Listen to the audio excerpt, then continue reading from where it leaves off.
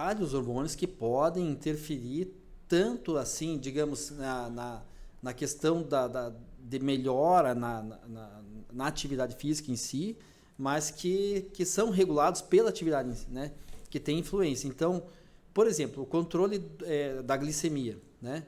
O controle da glicemia, a gente tem os hormônios que a gente falou, né? Então, só para a gente entender, quando a gente come alguma coisa, esse alimento, uma boa parte deles é transformado em glicose, não são todos, né? Mas assim, principalmente os que vêm derivados das massas, os carboidratos e os próprios coisas que vêm com alimentos que vêm com açúcar, doce mesmo, né?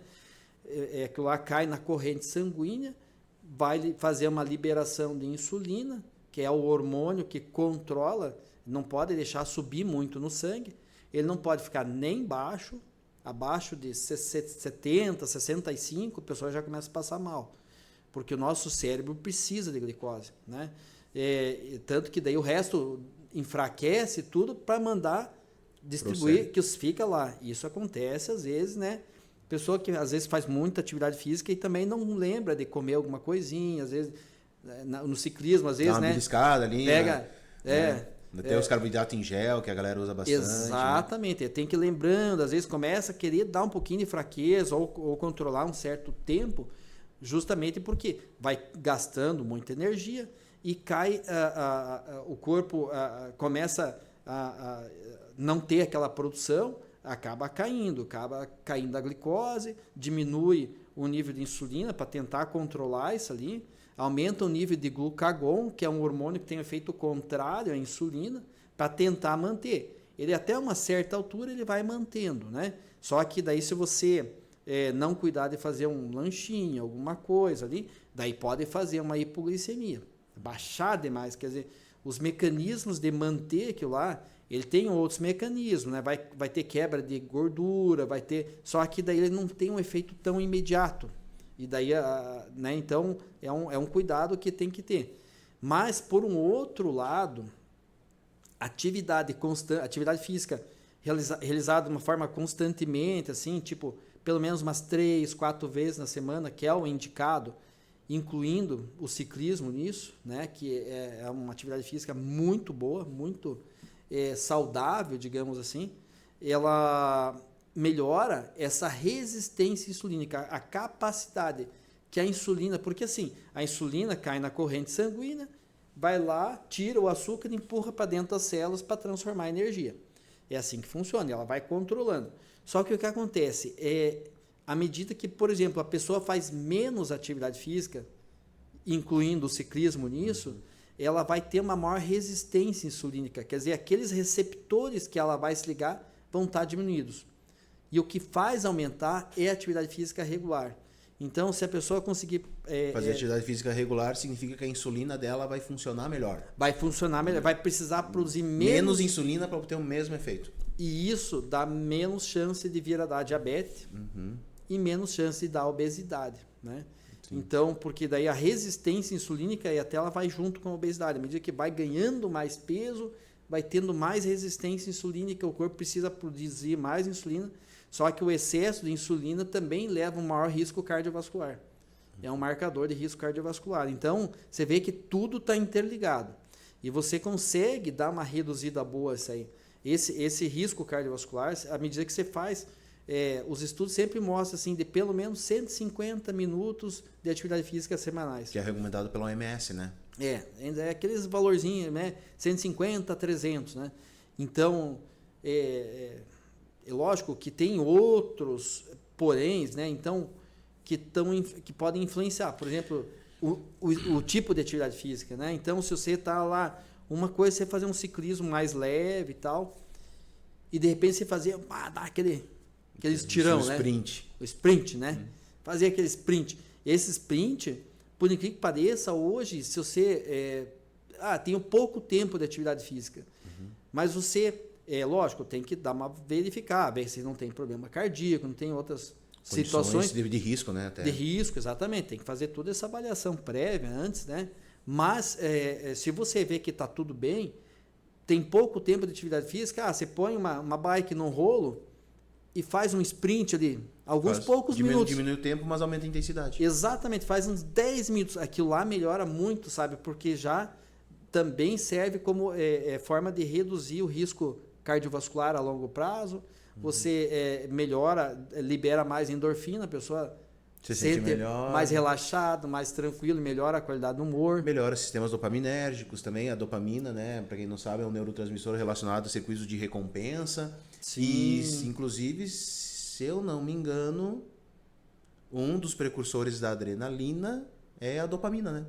Elas vão meio junto. Elas vão meio juntas, né? Enfim, nas vias delas lá. Mas, enfim... falando então, já que a gente entrou nesse papo da insulina, então a insulina basicamente ela é um hormônio produzido ali pelo pâncreas e, pelo que eu entendi, então, a principal função da insulina é controlar o nível de glicemia, basicamente tirando o excesso de açúcar do sangue e jogando esse açúcar para dentro da célula para ele ser usado como fonte de energia. Além dessa função, quais as outras funções que a insulina exerce no nosso organismo? Porque ela é um hormônio... Pelo menos o principal hormônio, um dos principais hormônios anabólicos que existem, né? Sim, ele ganha massa muscular, ganha corpo, ganha peso também. Então, aí que tá, né? Então, ela é um efeito anabólico, ela é importante, a gente não pode ter nem falta e nem excesso, né? O excesso de insulina acaba sendo um marcador de resistência insulínica, se a pessoa não tem hipoglicemia, né?